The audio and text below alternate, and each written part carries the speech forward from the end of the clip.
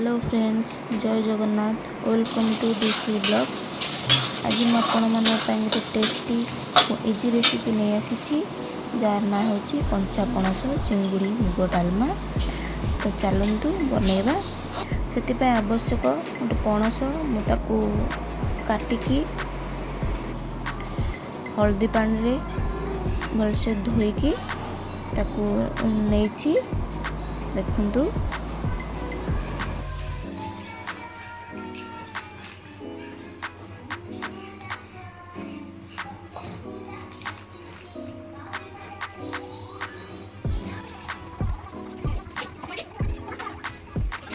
ता सहित आमर आवश्यक मुग डाली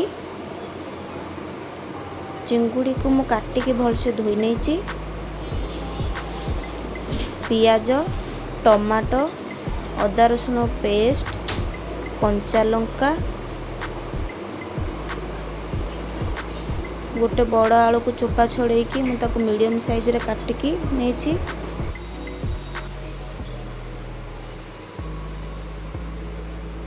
प्रथम आम मुग को बिना तेल रे हल्का भाजी दबा।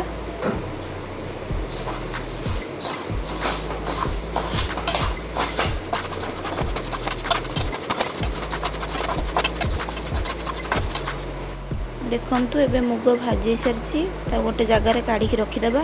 तापर पैन टी को बसैबा, अल्प तेल पकेबा। तेल गरम ही आसिले सोरिष पकेबा, गोटा सोरिष फुटी आसिले आमे धोईकी रखिथिबा चिंगुड़ी टी को पकेदेबा।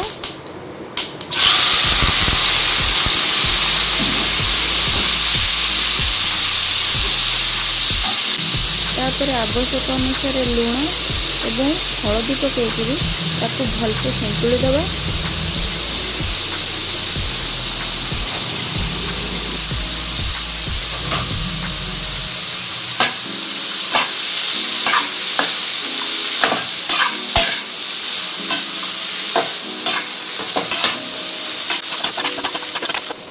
देखंतु चिंगुड़ी भी भलसे सन्तुला हो सारी ताको गोटे जगह को काढ़ी दबा। एबे काटिकी रखिथिबा पणस को हलदी एवं अल्प लुण अल्प पानी देकी प्रेसर रे सिझाई दबा।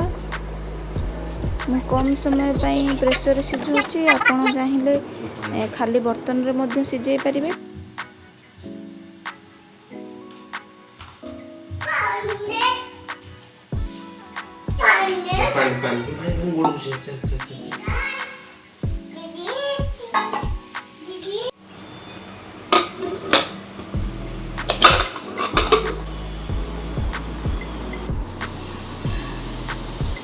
पणस सिझी सारी काढ़ी दबा।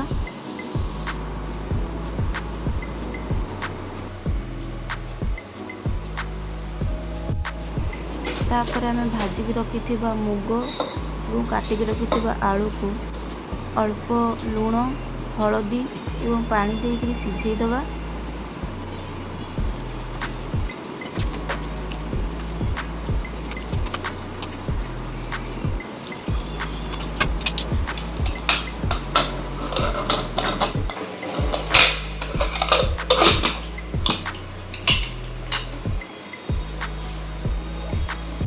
एबे आमे कढ़ाई बसैबा।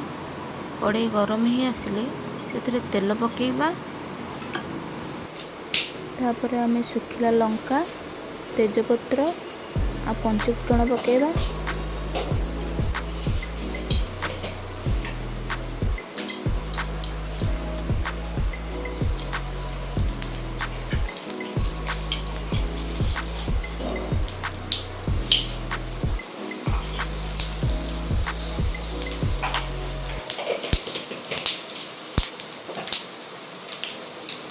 पंचु फुटन फुटी आसिले आम काटिकी रखिथिबा पियाज पकेबा।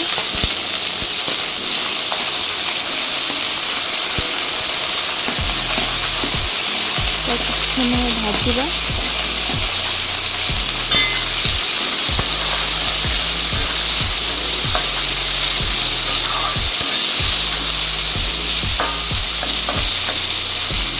देखते पियाज हल्का भाजी आसलानी।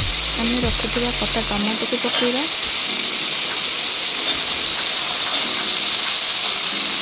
कंचा लंका पकेଇବା।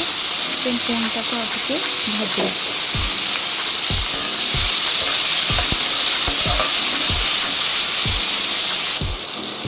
देखंतु से भाजी आसलानी।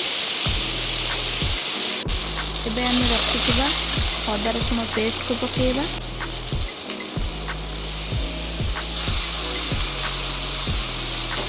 ताको भलसे टिके कषिदबा।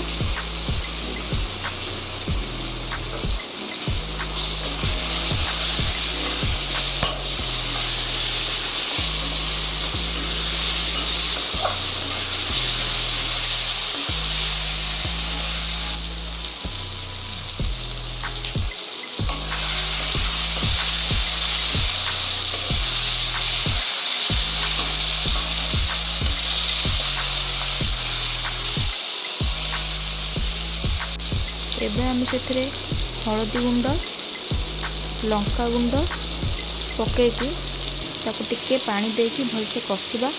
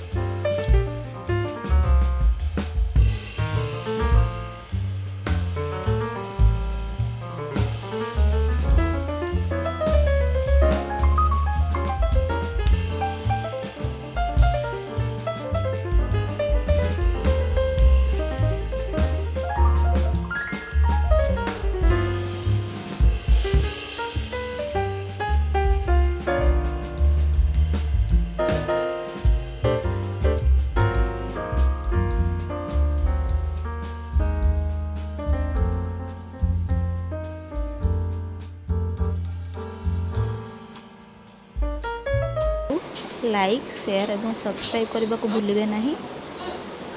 आज वीडियो एट समाप्त होची। नेक्स्ट पुणी देखा नुआ गोटे रेसिपी सहित। Thank you.